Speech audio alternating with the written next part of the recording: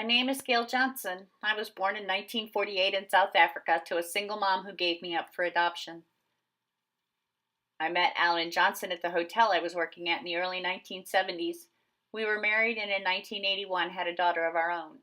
Life was okay for a while, but by 1990, our marriage felt like it was on the downturn.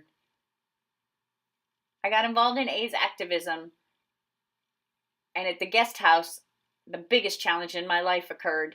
I met Nkosi, a 2-year-old black Zulu boy whose mom brought him there to be cared for. They were both infected with AIDS, and she could no longer care for him. What was originally known as a gay man's disease was far more, now impacting women and children across Africa at alarming rates. When the guest house closed, Nkosi came to live with our family.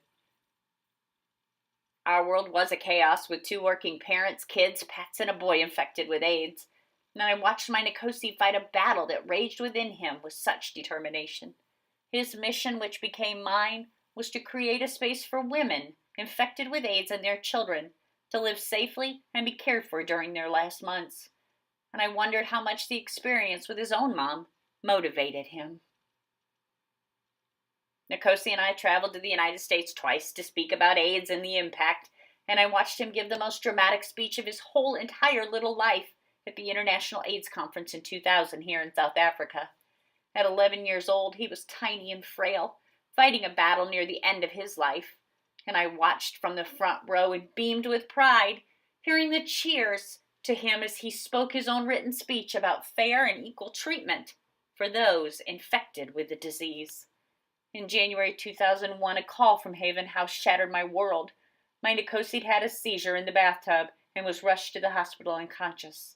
A few days later, I'd bring him home to our house to live out his final months in the same state. On June 1st, 2001, he took his final breath. My little man's fight for equal treatment, for peace and dignity in dying, had come to an end. Watching my son buried was almost unbearable.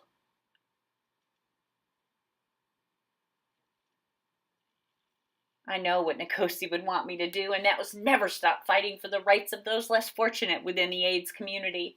Thanks to donations from across the world, I purchased a house next to Nkosi's Haven, along with 12 acres of farmland.